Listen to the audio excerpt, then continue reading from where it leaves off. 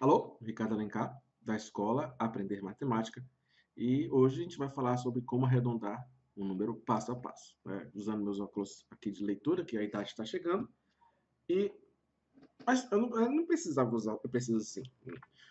Como arredondar números? Bom, vamos lá então. Uma coisa que é interessante da gente saber é que às vezes a gente não precisa trabalhar com todas as ordens de um número, então a gente precisa saber arredondar.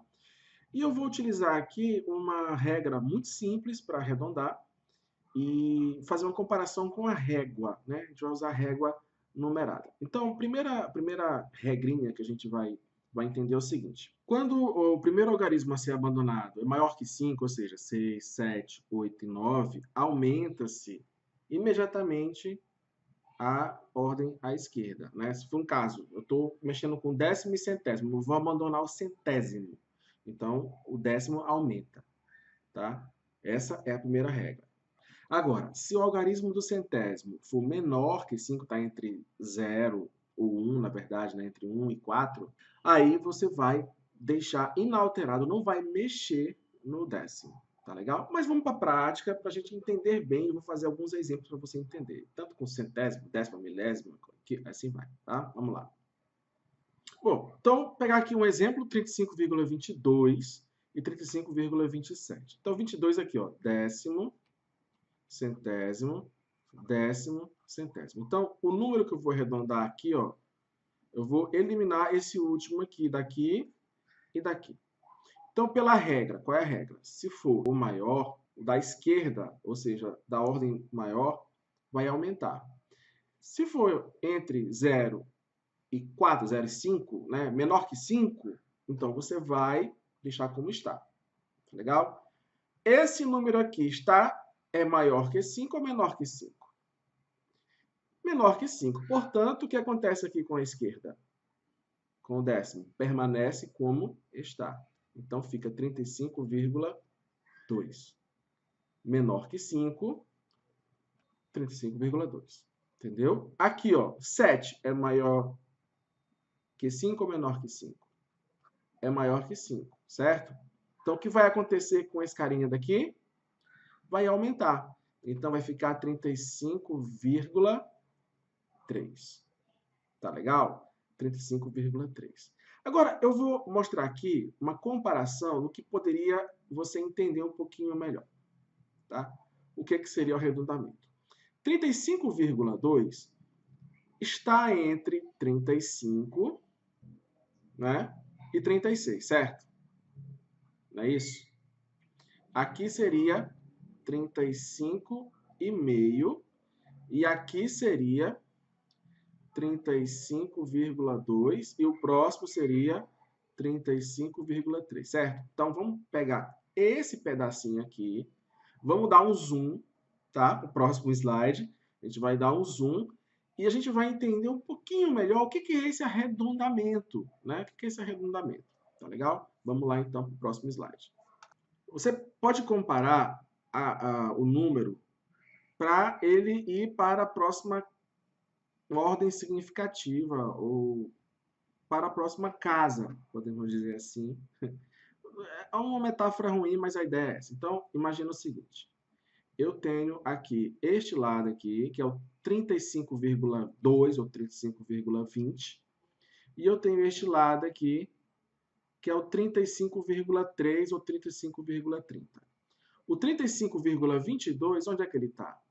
Bem aqui. Aqui é o 35,25, que é a metade, e aqui é o 35,27, tá? Então, arredondar é eu ir para a próxima casa significativa, a mais próxima possível. Então, o que é melhor? Do 35,7 ir para o 35,3 ou 30, ou vir para cá para o 35,20? Onde é que está mais próximo? O que é que você acha? 35,30, certo?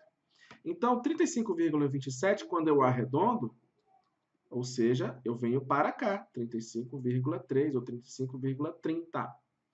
E o 35,22 ele vem para cá, ele vem para o mais próximo, tá? Ele vai para o mais próximo.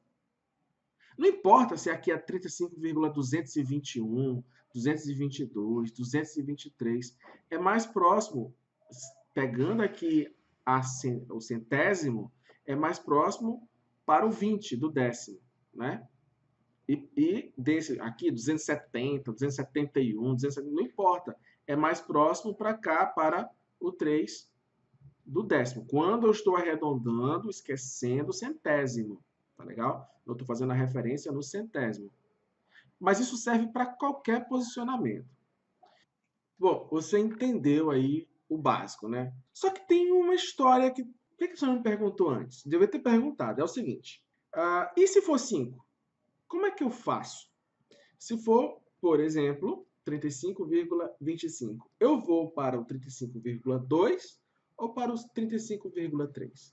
Bom, algumas pessoas elas já preferem o seguinte, olha, se for 5 em diante, arredonda para cima. Se for abaixo de 5, arredonda para baixo. Essa é uma regra. Existe outra regra que é o seguinte, se for 35,25, o 2 é par ou é ímpar? É par. Permanece como está. É ímpar, aumenta. Se fosse 35,35, aumentaria para 4 ou 8. Tá? Eu assim não vou me deter muito nisso, porque isso vai depender do professor que você tem ou da regra que você está seguindo.